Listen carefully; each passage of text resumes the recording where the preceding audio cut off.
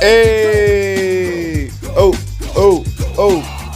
250 capital G, y'all come on in. I got everything you need from live videos to skits to stories to journalism and much more.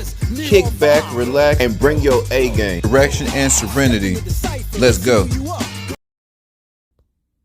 Crisis Center workers urge potential victims in this case to reach out for help. And so do investigators here at the Carrollton Police Department, who classify the suspect's HIV status as a deadly weapon. Sex crime detectives want you to see this photo. They believe Carlton Tambayoga is connected to attacks on at least 6 different women, from DFW to Houston to Atlanta. Detectives arrested the 25-year-old at his Carrollton apartment on February 15th. So far, he faces 3 counts of felony sexual assault. Police are working to include charges for his HIV status as well. They urge other victims to come forward, and so do Crisis Center workers like Amy Lawrence. She oversees programs for assault victims at the Turning Point Crisis Center in Plano. Help is available 24/7. There is never a time period when it's too late to call for help for somebody who's been impacted by sexual violence. Court documents outline what... It's a sick bastard. He needs his behind whooped. He needs his behind whooped for real. Y'all better be careful out there. Police say happened to 3 young women, all with similar stories. They told police Tambayoga drove them to his East Frankfort Road apartment and served them alcohol. They all described his second-floor bedroom, where they say he assaulted and raped them. One victim reported after drinking she could not think, walk, or didn't really know what was going on. Another victim told police her memory became fuzzy but recalled waking up naked, both suggesting something was slipped into their drinks. A third victim says as her attacker assaulted her, a second man choked her by the neck. It's unclear if police plan to charge anyone else. Carrollton police called Tambayoga's case an ongoing investigation. Amy Lawrence says this to all victims. Never, ever your fault. And hope they're brave enough to come forward. In Carrollton, I'm Scoop Jeffrey. Yo, Michael T. Porter here. Welcome to the 250 Gemstones Culture channel. This is a channel that represents a nation of people that strive for excellence and greatness every single day. I got another bomb episode for y'all, but before I begin, y'all hit that like button, that subscribe button, that share button. Pass me around Facebook, Instagram, and all other social media platforms, and y'all know how I feel about my chizzy. If you guys like to support the channel, Cash App, $ Michael US. Also, check out my Spotify podcast, the 250 Gemstones Culture podcast. Link is in the description. Y'all stay and watch the whole video. We need to talk. Did y'all see that mess? Did y'all see that mess, right? That is a nasty bastard, and he needs his ass whooped. He needs his ass whooped. Not only are you SAing God's daughters, you're drugging them, SAing them, and then you spreading HIV. That's a horrific way to go. I remember when we were in junior high and you do sex ed, we had real sex ed. We didn't have creepy people over sexualized. It's more of on a scientific level, which it should be. Sex ed is science, it's anatomy. It wasn't about beliefs in what you think sex is. Sex between man and woman, and they were talking about oral, they were talking about vaginal, they were talking about anal. Can you get pregnant? They said, ask any questions. What was so crazy at my junior high, all the kids, they're already getting it on. 13, 14, goddamn. Girls, we were all, not me. Kissing, hugging. You get to that age, school dances. But they showed what happens when you catch these diseases, and it scared me to death. Scared. And then this is what freaked everybody out. She said, and just to let you guys know, condoms don't always protect you from sexually transmitted diseases. Everybody, because we were thinking if you wear a condom, you A-okay, you good, my G. No, you're not, nigga. You're not. Because she said there was a thing called warts. So what she doing? Warts? You know, warts. She showed us a picture of what warts do to a man. Oh my God. Oh man, she showed the pictures of the warts, different kinds of warts. And it was crabs. It was all these things that condoms don't protect you from. But then she showed, she didn't show what HIV physically, the anatomy would have showed, but she showed what it does to a person once they catch it. That girl, it was a beautiful girl. She was so beautiful. She caught HIV from her partner. Her partner was a down low. And he was down low, and he liked to go up in other man's butts.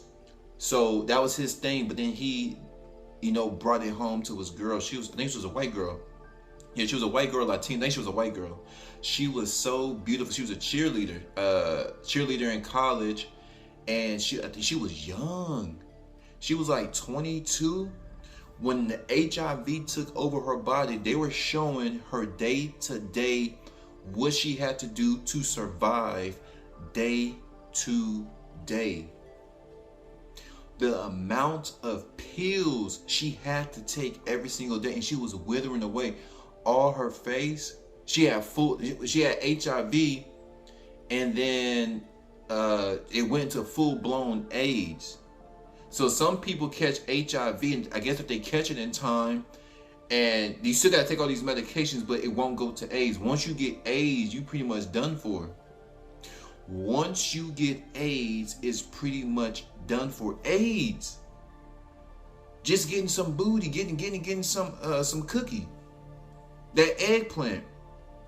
So it started off with HIV, and she still looked okay. She said, I had HIV, and I just didn't know. That's why, because she said she didn't know for a long time. HIV can be in your system, if I'm not mistaken, I think they said 3 to 5 years. So you can be having this sickness going through your body for 3 to 5 years. And she was one of the ones where it didn't affect her until way later. I think like in the 3rd or 4th year. That's when she started feeling really sick. Her immune system gotten so weak at that time. And because her immune system got so weak, AIDS came in and took over. She was a skeleton. This beautiful cheerleader who trusted her boyfriend turned into a skeleton right before our eyes. The video was about 10 minutes. And she was breathing heavy. She was like, and said, can you hand me my pills? It was the saddest thing I've ever seen in my life. It was the saddest thing I've ever seen in my life. She was always in this like a robe or blanket. And she said, this is my day-to-day routine. And she had it's like hundreds and hundreds and about, I'm exaggerating, but it was not really. It was like a tray. And she had all of these pills, all these pill bottles, and then she had to organize her pill box. Like your grandma, you see your grandma's. Imagine your grandma pills, multiply that by 10. I want to say 15. She had a lot of pills, and she said, I have to organize it every day, and this is my daily routine. She couldn't eat. She was barely eating. She said, I have to eat because if I take this, it can make me even more sick. And she said, but I ain't got much time left anyway. I was like, she came to the realization she ain't gonna be here much longer. That's a hard pill to swallow. She came to the realization. She's looking at herself in the mirror. They show her how she organized her pills. She's like, yeah, this one for this day, Monday, Tuesday. And I'm no exaggeration, I believe she was taking, that was a lot of bottles. I would have to say she was taking a day. I want to say at least 30 to 40 pills. It was a tray full of pill bottles. And then she went into the mirror and they show her walking. Like she had a hard time walking. Ooh. And this nasty bastard is deliberately spreading this stuff out there in these streets. Deliberately spreading this stuff. I want y'all to be great. In order to be great, we got to make great decisions. Now, in order to make great decisions, you got to be very careful who you let in your life, who you lay down with. Even it's so bad now, it can be your actual, that was her boyfriend. She wasn't slutting it up. She wasn't thotting it up. It was her boyfriend who gave it to her. Turned her into a skeleton. Oh, over some hot, butt naked, freaky sex. Turned her into a skeleton. And this bastard, this demonic force, this is a satanic world we live in.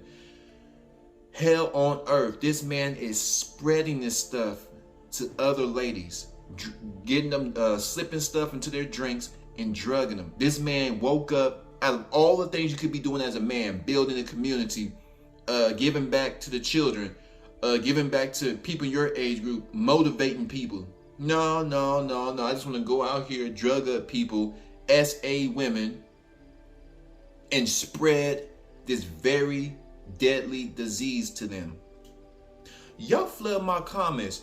What do you guys think should be the punishment for a person like this deliberately spreading HIV and AIDS? It will turn in a handful of them cases, it turns into AIDS. 250 capital G. I'm gone.